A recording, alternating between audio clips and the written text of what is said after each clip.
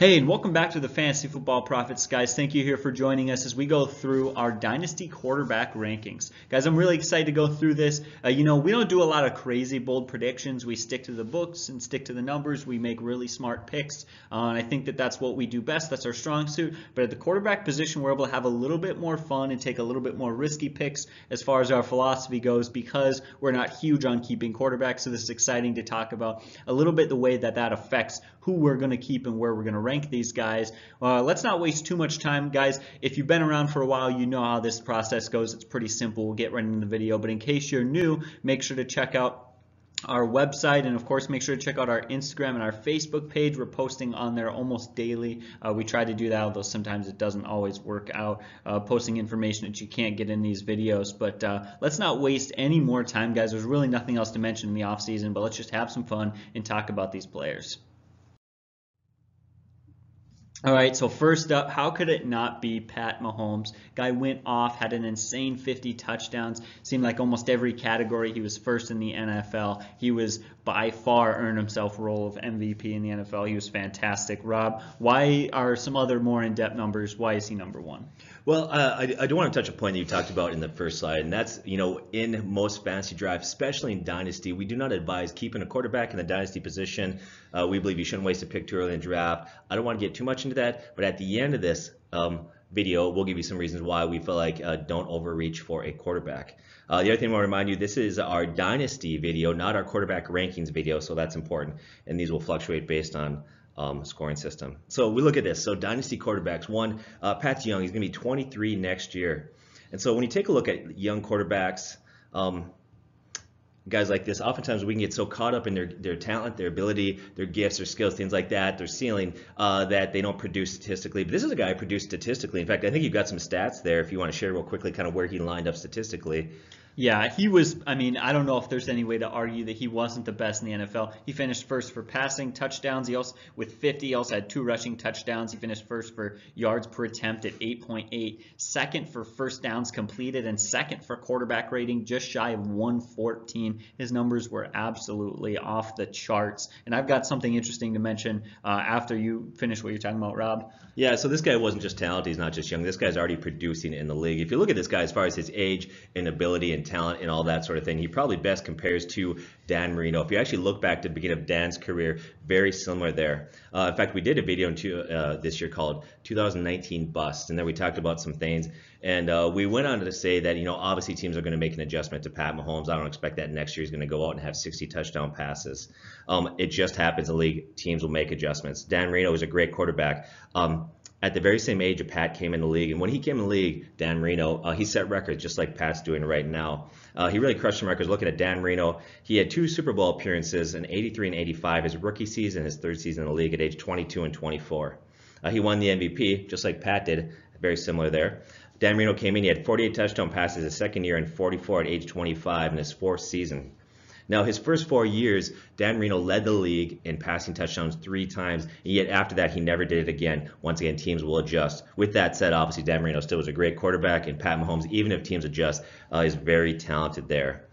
But I think you can't measure the value of a quarterback. Doesn't matter if it's a rankings video or a dynasty video. If you don't look at the weapons around him, I don't care how talented you are, you got to have weapons. So for me, this guy's got good weapons. You look at wide receiver Hill, Travis Kelce, in my opinion, arguably the best tight end in the NFL right now. I don't know how you feel about that. No, I completely agree. In fact, I was the one saying that in the preseason when a lot of people didn't believe me. You did say that, so kudos to you. He's got Damian Williams at running back, and Damian Williams has the best catch percentage among running backs last season. In fact, I think you even alluded to something regarding quarterback rating to running backs regarding Mahomes and Damian Williams, something along those lines? Yeah, so once you mentioned this to me right before we filmed the video, and I didn't have time to double check the numbers, so I'm not going to say anything specific, but I believe Damian Williams had one of the best, if not the best, catching percentage of all running backs in the NFL, as well as producing one of the highest passer ratings when targeted to at that position. And so that's a wonderful combination going into 2019 that's going to help Pat Mahomes out a lot. Yeah, this guy's got great arm strength. You hear story upon story. He just does things that amaze. And Michael Vick was working with him, and Michael Vick was just shocked. If you know Michael Vick, that guy was a freak in terms of physical skill, and he couldn't believe some things that Pat Mahomes could do. He had great stats. You talked about his 50 touchdowns. He had over 5,000 passing yards, a quarterback rating of 113.8. He's the youngest quarterback to have a rating over 108. The next closest was Dan Marino, like we had mentioned earlier. Those two are very similar. He can run, although I think that primarily this guy has the ability to run, but he is a pocket passer. I think he's truly a quarterback. I think that bodes well for him. Athletic quarterbacks are fun to watch early in their career, but they don't project real well. But I think that his strength is being a pocket passer. In fact, if you look at that, last year he was number 1 in the league when he was kept clean in the pocket. He was number 1 ahead of Drew Brees. His quarterback rating when he was kept clean in the pocket or stayed in the pocket was 134.2. These guys got a great attitude, bright future. I love this guy. Anything you want to add to that? Yeah, you know what I tell you, when you find a real absolute superstar, a guy who changes the way football is played, they break the books and they do things that that you just can't understand, and statistics get kind of confusing. And Pat Mahomes did that last season. Get this, when he had over 2.5 seconds, he had a passer rating of 96.6. Unusually enough, when he had less than 2.5 seconds, he had a passer rating of 128.3. His passer rating skyrockets by over 30 points when he's given less time, which is insane. I tried to sit down and figure out and understand that, and I thought, well, maybe, he's waiting longer to throw because the coverage is better, and that's why his passer rating is worse with more time. But also that means that there must be less pressure on the quarterback, as well as that must mean Sorry, kind of lost my train of thought there, but I just think that that's absolutely phenomenal. Far and away better than any other quarterback when it comes to those quick passing plays. And so it's very interesting to see a phenomenal athlete and a guy like this who has weapons like Tyreek Hill not just be throwing the ball deep downfield every time. See, he's got some real phenomenal talent as far as just getting the ball out quickly. That's going to help keep his efficiency and his pass rating and all those sort of numbers up throughout the years. Yeah. Now, in the video, we didn't mention it. We're only going to go 12 quarterbacks deep. And the reason why we're doing that is your standard league size typically is 12 teams. So that's what we're going to go with today. Anything you want to add, or should we move on to number 2 guy? No, I think that's a pretty obvious one. About said it all. Let's move on to the next guy. I don't know if this is going to surprise any people. Leave a comment down below if you don't think that Andrew Luck deserves to be here, but I certainly think that he deserves to be here. He had a fantastic season, finished second in the NFL with 39 touchdown passes, and he really surprised. He did some awesome things. He went out and had an adjusted completion percentage of 75.7. That's a pretty good number, not actually one of the best in the NFL, but certainly improved, definitely helped a lot. He didn't have some of the best wideouts, but when you remove some of those dropped passes and mistakes by other players on his team, that's a really good completion percentage. They went out and got Quentin Nelson. I think the big thing that made the difference between really the old Andrew Luck and the new Andrew Luck was that offensive line, second best offensive line in the NFL as far as sacks per loud. He took only 18 sacks. The guy better than him, Drew Brees, had 17, and he did that in one less game because he really only played 15 games. Last game of the season they really rested him and stuff. So Andrew Luck had tons and tons of time in the pocket. Was very impressed by his play this season. Rob, what did you notice that put him here at number 2? Yeah, so first of all, let's start off. He's not young at age 30. And so I think for a lot of people, they may want to go younger. A lot of quarterbacks in the league right now are younger than that. But in quarterback years, for me, that means the guy's got 7 or 8 good years ahead of him. In fact, I would say 7 or 8 great years ahead of him. That's a lot of years in football. You look at the last 4 seasons, he's averaged 2.31 touchdown passes per game. Okay, that's phenomenal. Over 16 games, that turns out to be 37 touchdown passes a season that he's averaging the last 4 years. Guy's putting up great numbers. Last year, his best quarterback rating, so that was good. No, I think I'm glad that you brought up the offensive line. That is so important. I think some of his early career struggles, and I say that loosely because of the moment he stepped on the field, this guy was very talented. He did great.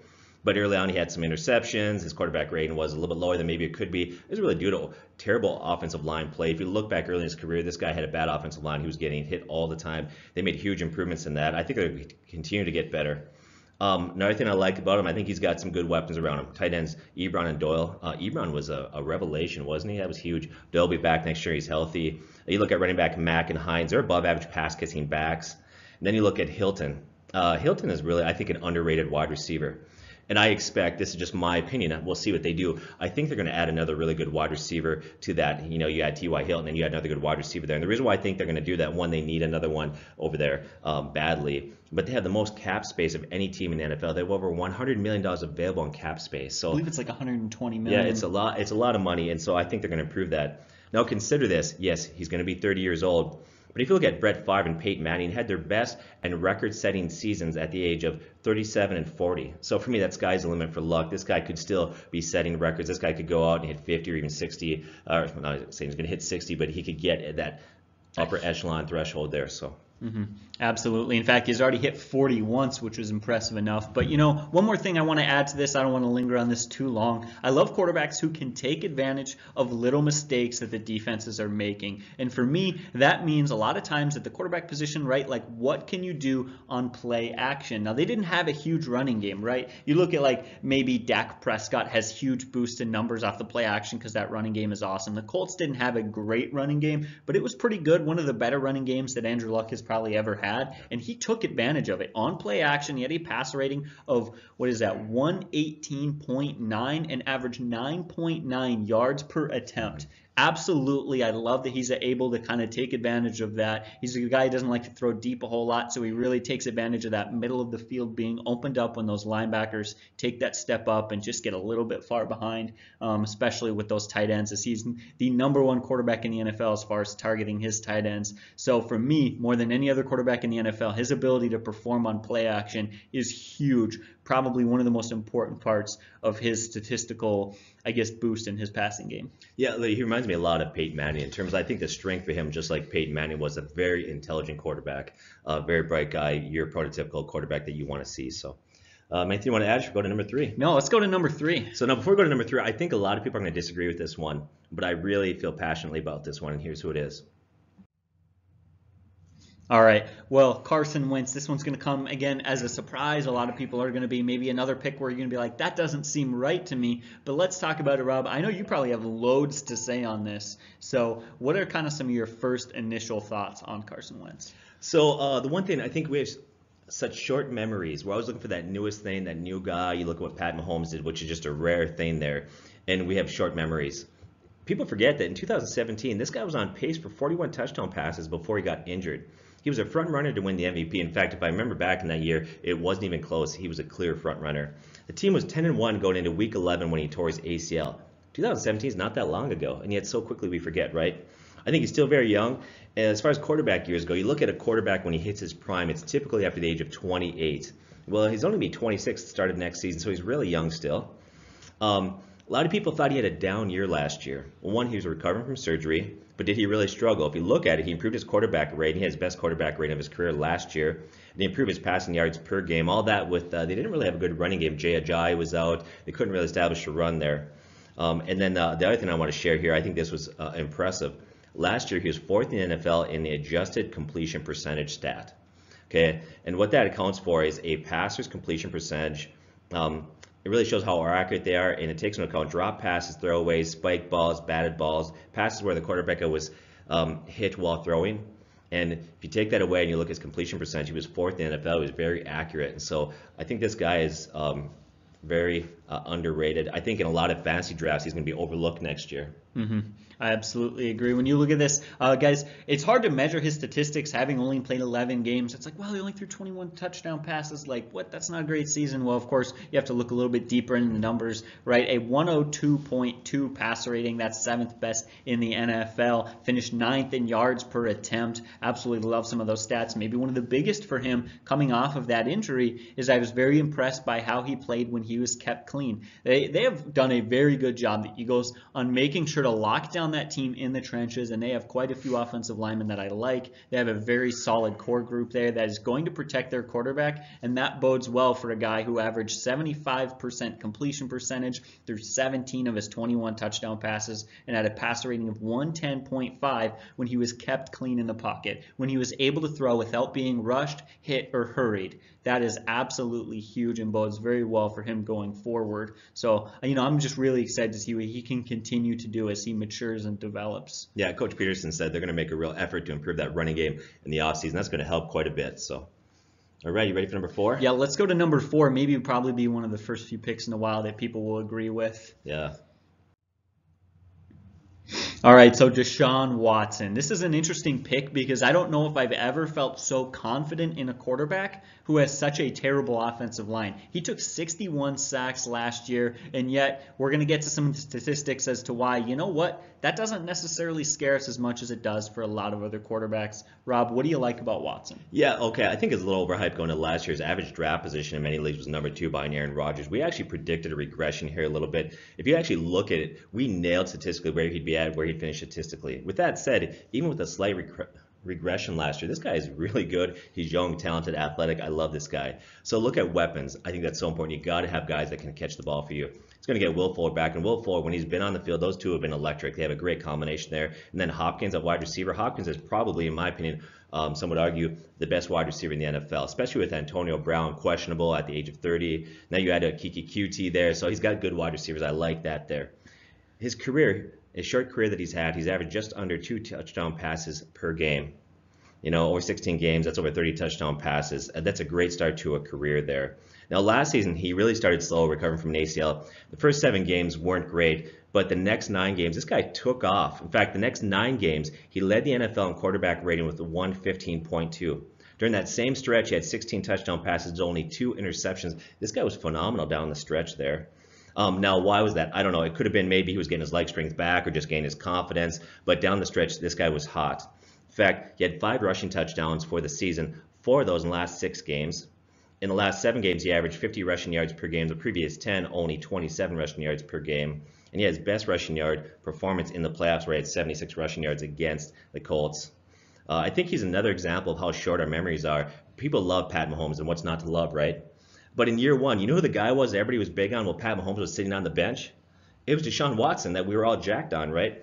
This guy was really good under pressure, too. He was second in the NFL under pressure, only behind Nick Foles. Nick Foles only played 5 games. He played 16. So in my estimation, this guy was number 1 when under pressure. He could throw the ball great there. I think it's because his athleticism allows him to find time, move in the pocket. It's hard for corners to stay for a wide receiver a long time on long routes like that. He's entering his 3rd season, but in reality, the guy's only played about 1.5 seasons worth of games. I think him and Pat Mahomes are going to be battling for MVP for many, many seasons to come. Yeah, absolutely. He was a very effective quarterback. I just praise this guy for what he is able to do in his mobility, able to buy time, stay in the pocket, but also be able to get out of that pocket and make some awesome plays, right? With a 103.1 quarterback rating and a fantastic season. He finished 4th in the NFL in yards per attempt with 8.2. Awesome. So, the question is, every quarterback, every player, every fantasy guy you're ever going to look at has an Achilles heel, and can they overcome that, right? That is the ultimate question. And for him, it's the 61 sacks. It's the pressure that he's constantly taking. Can he overcome that? 61 sacks is historically bad, and even if they didn't do anything to upgrade their offensive line, I highly doubt that's going to happen again. But also, he led the NFL in passer rating under pressure with 88.5. He thrives in those sort of situations. To get that kind of pressure on a quarterback, you have to blitz. You have to bring extra guys, and he is able to take that and say, okay, great, you brought pressure. Well, that means you can't double team Hopkins. That means you can't cover Fuller as well. Guys, he is an absolutely phenomenal physically quarterback. I don't know necessarily how he is intelligently, but he reacts very well to what the defenses are doing, and he takes advantage of it. He's a guy that has too mobile not to take a lot of pressure on. He just takes advantage of that. So I love Deshaun Watson at this pick. I think it is perfect, especially as they continue to get some pieces around him and maybe hopefully get a running back into the backfield who can do a little bit more in the receiving game. Will be nice.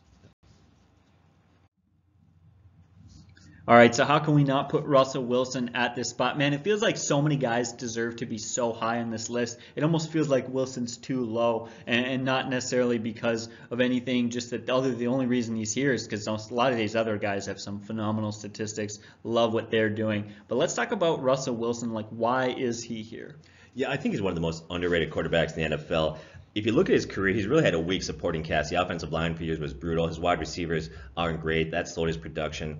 But in reality, this guy's been consistent in spite of all that. You take a look at it, his offensive line was bad for years, yet he thrived. His career, he's got a career quarterback rating of 100.3. In the history of the NFL, only one quarterback is better, and that's Aaron Rodgers. That quarterback rating for his career is better than Joe Montana, Steve Young, Dan Marino, Drew Brees, Tom Brady, you name it. This guy has been phenomenal. He had his best season last year quietly. A lot of people didn't realize 35 touchdown passes to only 7 interceptions. He had his best quarterback rating last year. And he had the league's 4th best quarterback rating under pressure. In 3 of the last 4 seasons, he's had over 30 touchdown passes. He's athletic, he can run, although he does it less recently, but doesn't matter, he's still very good in that area. And it feels like this guy's been in the league forever, doesn't it? Like he's been around a long time, yet he's still only 30, just like Andrew Luck. And so in quarterback years, he might as well be in his mid-20s there. He's a great teammate, he works hard. As far as weapons go around him, last year Doug Baldwin, probably his best wide receiver, had a lot of knee injuries. He was hindered there, he should be healthy next season. And Tyler Lockett really took a step forward as a wide receiver and really stepped up his game with over 900 yards and 10 touchdowns. Now, when you talk about consistency, a lot of sites will break down. Pro Football Focus talks about that, and they'll break down the quarterback's ability to throw with a clean pocket, under pressure. They'll take into account adjusted completion percentage, deep passes, kept clean, all these sort of things. And typically, if you look at a player, they'll fluctuate in terms of where they're ranked on that. Not him. He's almost in the top 5 in every category. This guy is so consistent. There's not really weakness in his game.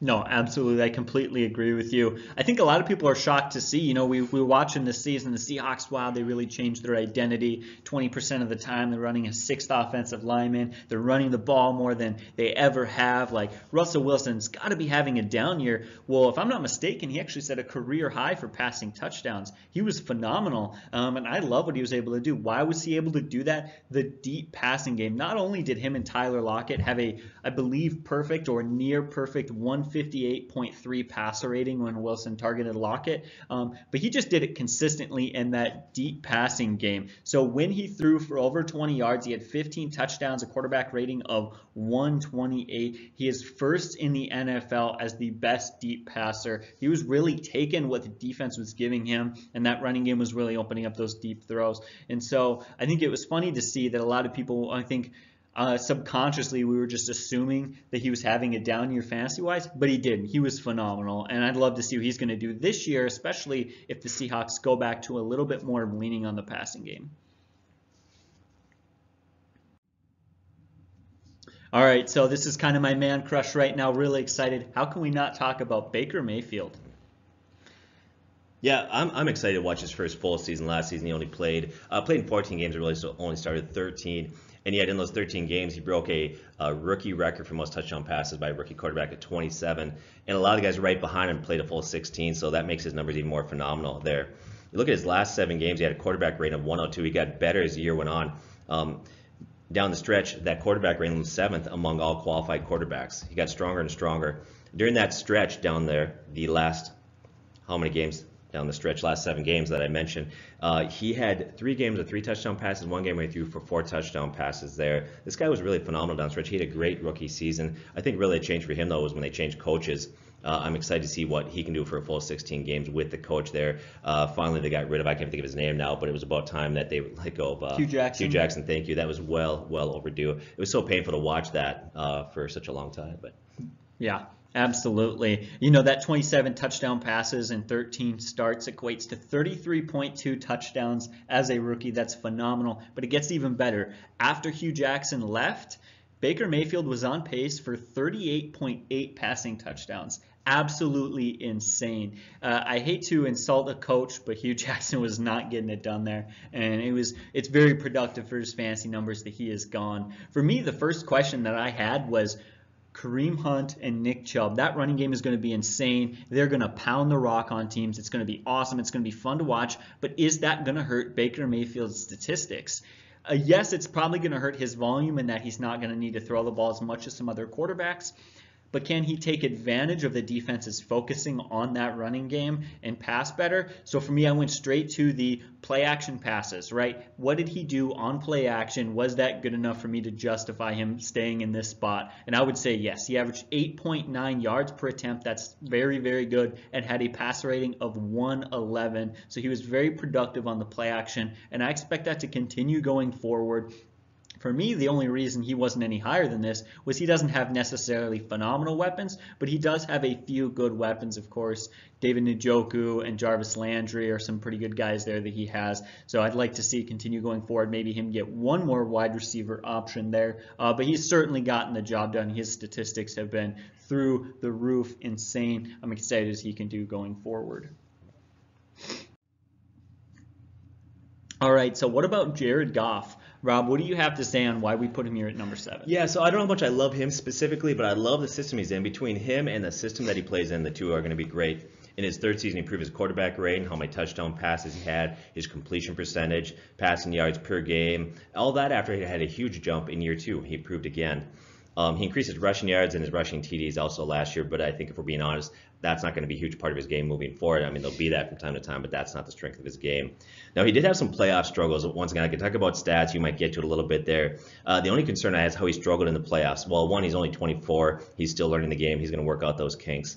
And in the Super Bowl, Patriots linebacker Van Noy said that the Rams only introduced one new play, that they were very predictable. I don't know if I put that in the quarterback so much as I put that in the play calling of the head coach there. And I think the biggest reason why I struggled come postseason, and I think he'll be fine this year, is one, Todd Gurley had knee issues there, arthritis, he missed some time. He's a great pass catching back there. As much as I love C.J. Anderson, Gurley is more of a threat, we know that. And you talked about this in a video, but he was so much better. The best wide receiver on that team, in my estimation, is Cooper Kupp. And when he was down, that hurt. He'll be back next year. So I love Jared Goff.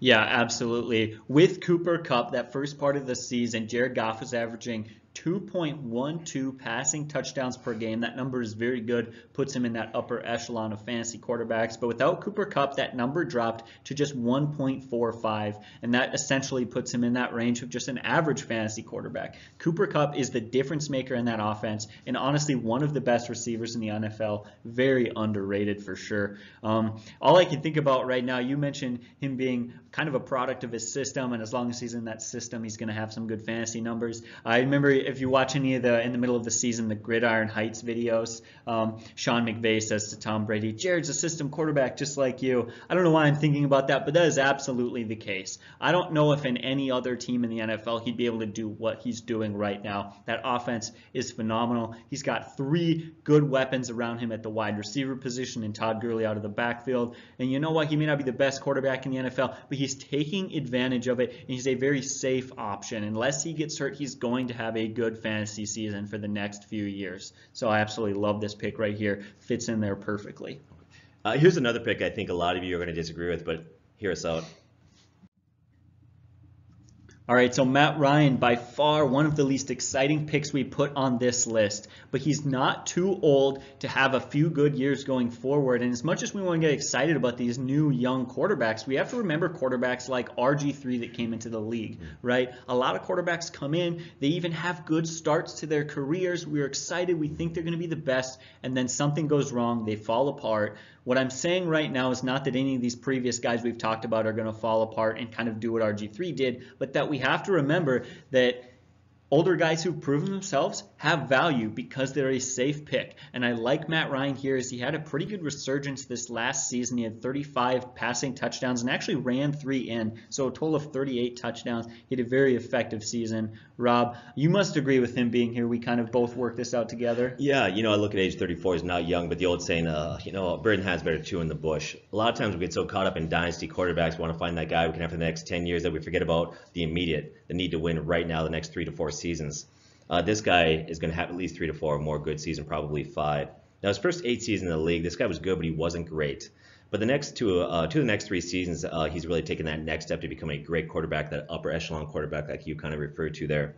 During that last 2 to 3 years, he had a quarterback rating of above 100 twice at 117 and 108.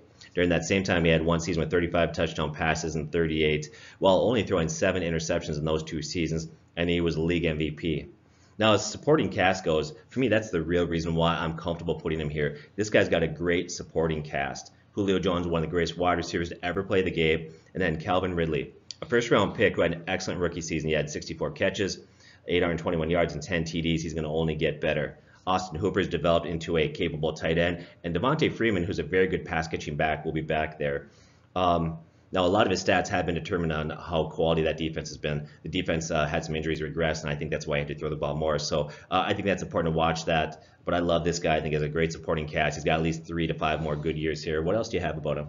Yeah, he went out. A lot of people would be surprised to find out he came just shy of a 5,000 passing yard season. He had 4,900 and 24 yards. So he was very close on hitting that mark, which, by the way, is very phenomenal. Very few quarterbacks are ever lucky enough to do that. And he did it efficiently as well. 69.3 completion percentage, 8.1 yards per attempt, passer rating of 107.9. All the numbers were there. And I think we got to give so much credit to Calvin Ridley Ridley. I don't think if Calvin Ridley goes to the Falcons, that I don't know if Matt Ryan makes this list. Not only going forward with that weapon, but also having 10 of those 35 passing touchdowns being that huge boost, right? I mean, Julio Jones is great, but he's not a big touchdown guy, and that's really what Matt Ryan was looking for. One more playmaker in that offense to allow Austin Hooper to just be the small piece that they need to make up for the injury of Freeman last year. Calvin Ridley makes all the difference in giving Matt Ryan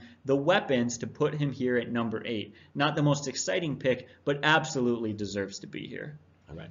So on to another guy that's not young, but it's probably one of the safest picks that you can have out there in terms of quarterbacks. All right, Aaron Rodgers had to be on this list at some point. What he has done year in and year out, he has been phenomenal. He has been productive. I mean, he just had to be here somewhere. Am I not? I mean, really, I think a lot of people think of Aaron Rodgers as starting to get old. He's 35 years old, and that's not young. It really isn't. But 3 or 4 more good years, I think he absolutely has that in him, of course, unless he has some major career-ending injury, like what you mentioned about Brett Favre having his best season at 40. Yeah. Guys, 35, again, even at the quarterback position, isn't necessarily young. But in a dynasty league, you can't think 5, 10 years out. You can only think maybe 3 years out at a time because the NFL changes so much and so frequently. And so that's really what we're looking at right here when we talk about Aaron Rodgers at this position. So, Rob, what do you like about Rodgers? Okay, I know a lot of people feel like he regressed, especially last year. Last 2 seasons, his quarterback rating was under 100 for him. That's not typical. His career quarterback rating is over 100. Yet last season with a regression, he had 25 touchdown passes to only 2 interceptions. That's crazy good. The year before that, in 6 games, he had 16 touchdown passes. He was on pace for 43 touchdown passes. So if that's a regression, I'll tell you what, a lot of quarterbacks would love to have his off year. This guy was phenomenal. Now, I think they could use some help at wide receiver after Devontae Adams. Yet a lot of those wide receivers are young. I think they're going to be able to step up and improve and get better. In 158 games, once he took over as a starter, he's thrown for 337 touchdown passes. He's averaged 2.13 touchdown passes per game. Consider this. Peyton Manning, who leads all NFL in history with 539 touchdown passes, only averaged 2.03 touchdown passes per game. Aaron Rodgers has been better. He's been a more consistent quality quarterback. In the seasons where he was a starter, he's only averaged 7 interceptions per season compared to 31 touchdown passes. That's what he averages since he's been starter. 31 touchdown passes to 7 picks. That is so consistent. What makes that number, 31 touchdown passes, good is he's only averaging 14 games played per season, missed some games due to injury, and he's still been able to keep that average up there. I love that they hired Matt LaFleur at 39. I think he's hired to be the next McVay there. I think he's going to do some things to ramp things up, be creative, and maximize his skill set in a way that maybe McCarthy, thank you, didn't. And particularly LaFleur, he was the offensive coordinator for the Rams in 2017 when they went from the year before the worst offense in the NFL, having 14 points per game, to scoring number 1 in the NFL at 29.9 points. No other team in the NFL has made that sort of switch. He was a offensive coordinator there. He's a Titans offensive coordinator last year, although they had a ton of injuries. It's really hard to look at it. They had a lot of young wide receivers. But he was also the quarterback coach for the Falcons back in 2016 when Matt Ryan won the MVP and had that breakout season. For me, he's probably the safest fantasy quarterback out there in terms of like a guy you can trust. Absolutely. I mean, we talk about a down season. He still threw for over 4,400 yards. And one of the things that really hurt him was the 49 sacks that he took. That was maybe one of the most brutal years, if not the worst year he has taken for pressure and just times that he was hit and sacks. That was a very difficult season for him. That number is going to get better. Not only have the coaches come out and said that, that's not going to happen again. We're going to focus on that. We're going to improve our offensive line. That was due to a lot of offensive line issues. And of course, a lot of those young wide receivers taking too much time to get open downfield. That's all going to get better. That's all going to improve over time. In fact, I don't have enough time. This video is already getting kind of long, but I have a few but I had a few stats. I'll just say kind of briefly. But his numbers got better when they finally got rid of Mike McCarthy, and that was just, for whatever reason, that change helped out quite a bit. It didn't make a phenomenal difference, but once he's got a full year with a new coach, that is going to be what he needs to really step up and be the quarterback that he was. So Aaron Rodgers here at number 9, not the most exciting pick, but like I've said with some other guys, he just deserves to be here. All right, so Dak Prescott, this was an interesting one because when we first did this list and I first threw open my top 12 guys together, he didn't make it. But then you start to look at some of the numbers more in depth and you realize, okay, there are some things on the surface level that Dak Prescott does that you don't necessarily see unless you take the time to appreciate the kind of quarterback that he is. Rob, why don't you take the lead on this one? So, yeah, going back to early last season, it was really easy to forget, hard to imagine. This guy was Rookie of the Year in 2016. If you look at that year, though, he deserved every bit of that Rookie of the Year award. He had a 105 quarterback rating. He had 23 touchdown passes to only 4 interceptions. He also had 6 rushing touchdowns to that. He was composed, athletic, he had a good arm, very reminiscent of Russell Wilson. But in reality, Dak Prescott's rookie season was actually slightly better than Russell Wilson's. Now at 5'11", 215, you look at Wilson versus Dak at 6'2", 235. Dak's bigger frame, I think, is going to project better long-term as far as health goes and the ability to run the ball near the goal line, very similar to Cam Newton there. Now, many thought Dak was a bust in 2017, but he actually looked good early in 2017 there, even though he had an off year. Through the first 6 games, he was having a great year. He had 14 touchdown passes, only 4 interceptions. He was on pace for 37 TD passes. But then what happened? Ezekiel Elliott went out, play action was out. Like you said, he thrives off of play action. The offensive line got banged up, and everything kind of fell apart there. That kind of hangover that he had did carry over into 2018 for the first 3 games, but then he turned things around, and it really took off once Amari Cooper joined the team. Dak's quarterback rating after that was 103. In fact, he averaged 267 passing yards with Cooper to only 202 passing yards without Cooper there. He had 20 touchdown passes in final 13 games and a quarterback rating of 101. And he's had 6 rushing touchdowns all 3 seasons, so that's kind of a nice number there that you can look for. And last season, he was 3rd in the NFL with a quarterback rating when he was under pressure. So this guy, I really love Dak Prescott. So. Yeah, absolutely. In fact, you talk about once Amari Cooper showed up. Once Amari Cooper showed up, he had a quarterback rating of 103 and was on pace for a 28 passing touchdown season. That number is great. But what I like even more about it is I don't know if I can be so certain about what a team's going to do in the offseason. I'm never all that confident. But with the Cowboys, I'm like 95% certain they're going to do something in that wide receiving core to boost them, right, to get some help there. Why? That offensive line is one of the best in the NFL. Their running back is set, their quarterback is set, and their defense stepped up drastically, finished the season as one of the best defenses in the NFL of that last little stretch. The one thing they need is a wide receiver. They'd be insane not to go out and get a guy, and if they do that, which they will in the next couple of seasons, maybe not this offseason, although I think so, if not this season, next offseason, they're going to get him some more help. That's going to be a huge boost. I would love to see him be a guy finally go over 30 touchdown passes in a season. I think he absolutely can. All right, so you know what? We're finally going to give you guys some respect. I know Bears fans definitely don't like some of our opinions, but here you go. This one's for you guys. Mitchell Trubisky coming in here at number 11. Yeah, we gave him a hard time going into this year, and if we're being honest, he was bad as a rookie. Let's just put it aside, he was not good. This guy, though, one of the things I like him is he's got underrated mobility. 421 rushing yards, 3 rushing TDs. Now, he made great progress in Season 2, throwing for 24 touchdown passes in 14 games. But if you look at it, the first 3 games this year, he looked bad again. It looked like this guy is not making an adjustment. But after that, a totally different player. He had a quarterback rating over 100 after those games. After that time, he had 22 touchdown passes to only 9 interceptions during those 11 games. He was very good. And he also was 6th in the NFL quarterback rating when under play action. I think that's important because if you take a look at his mobility, what Nagy wants to do with that team there, they're talking about trading Howard away and getting a true 3-down back there. I think they're committed to running the ball and trying to do it in a way that play action will be effective all 3 downs there. I think that's huge there. I look at Matt Nagy's creativity. I think they're going to improve the running game there. I think that helps. Another thing I like is that Allen Robinson, got to have weapons, right? He looked better down the stretch. Allen Robinson got better later in the year. He's going to have 2 years removed now from ACL surgery there. You had rookie wide receiver Anthony Miller showed some good upside. And you look at Tariq Cohen, who's dangerous in the passing game there. I think they give some pretty good weapons. I like Mitch Trubisky. So.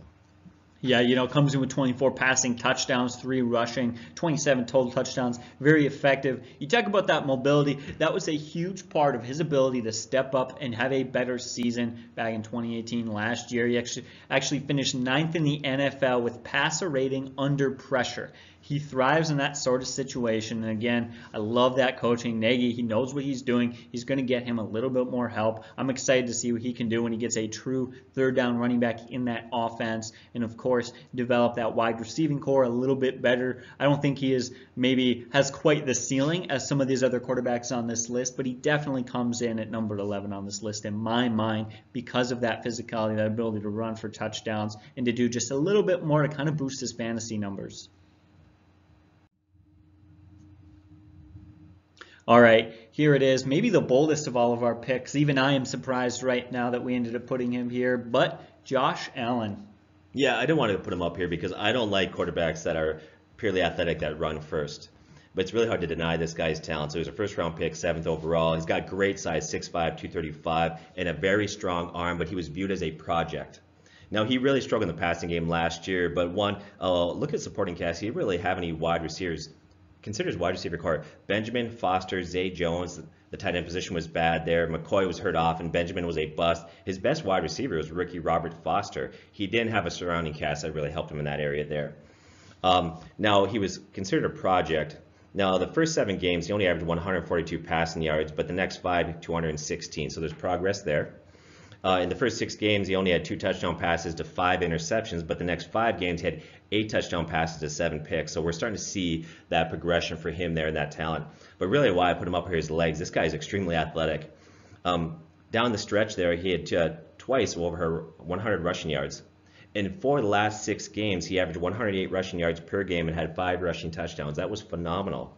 Now, in his first 6 games, his quarterback rating was 61.8. The next 6 it was 72.6. So his quarterback rating did improve as the year went on. I would say 72.6 is not great. That's not a spectacular jump, but it does show once again signs. I think he's making adjustments and he's starting to speed up his growth there. Now, when you consider the huge leap that, say, Goff and Trubisky had from year 1 to year 2, and you look at this guy who is very athletic, you can see how this guy could really take off next year. And then the staff, the people around him, players and coaches, Jim Kelly, who was the Hall of Fame quarterback there, said that he's really excited, loves the guy's personality, says he's very hardworking. So everybody around tends to love this guy there. So Josh Allen, even though he's got a lot of red flags, also got a lot of talent, a lot of upside, probably the lowest floor, but maybe the highest ceiling of a lot of the guys that we have talked about.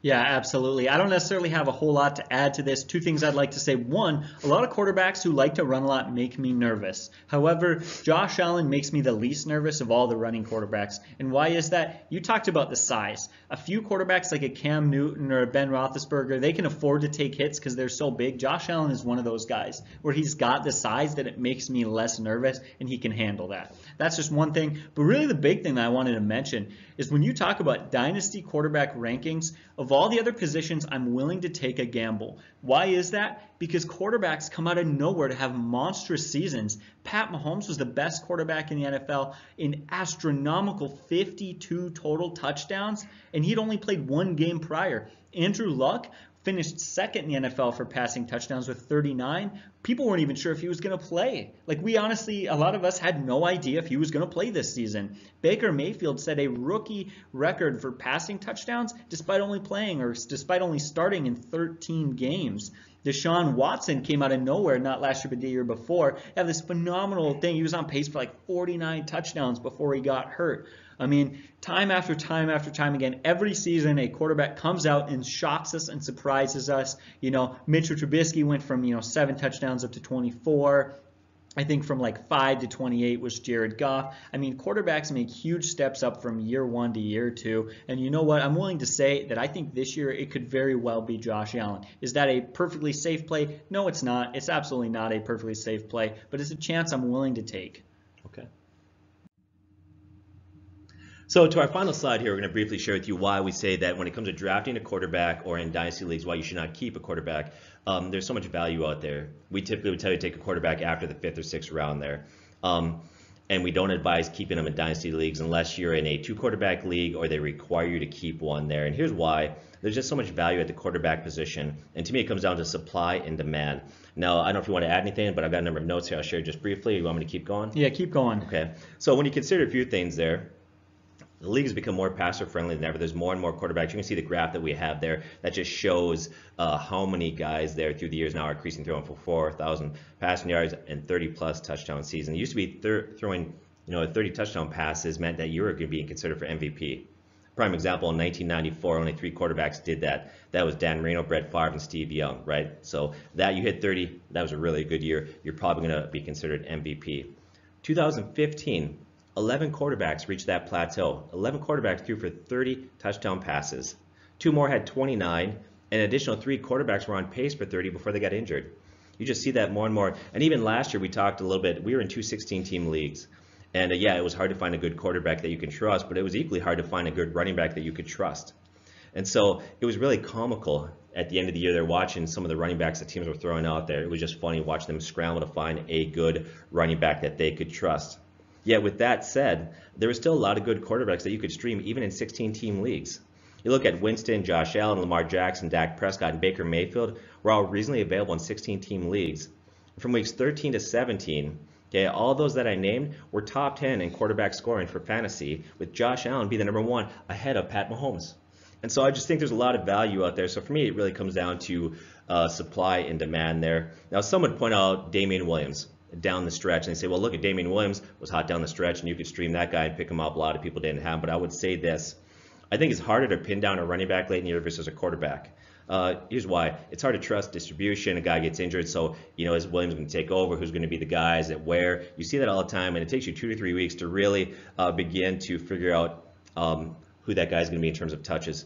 But as far as quarterbacks go, he's a starter or he's not. It's just a lot easier to stream a quarterback than it is to trust any other position. So we're not going to go in great depth, and the reason why is because in a lot of our videos we have done that. We will put out a quarterback ranking video, and in that video we will go really deep into why our philosophy is stay away from quarterbacks early in the draft, don't keep one in keepers. But we did this video because we know some of you're going to keep a quarterback, or your league may require you to keep one. So that's why we did. Anything you want to add to that? No, I don't have much to add to that. It just in the modern day NFL, where 9 quarterbacks threw for over 30 touchdown passes last season, and 9 quarterbacks threw for a quarterback rating of over 100 or over 100. I mean, it just, unless you're in a league where 9 or 10 people are keeping quarterbacks, you're going to be able to get a guy who throws 30 touchdown passes without putting a lot of energy into it. And if that's the case, maybe take advantage on that focus on quarterbacks and get some other positions. Again, it's just our philosophy. Maybe you don't agree with it, but we'll talk about it more in our regular quarterback rankings video.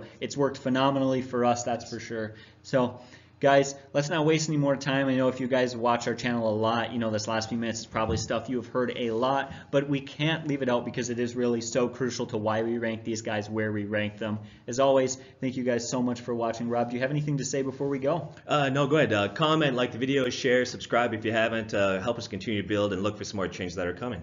Yeah, you guys have a great day, and God bless.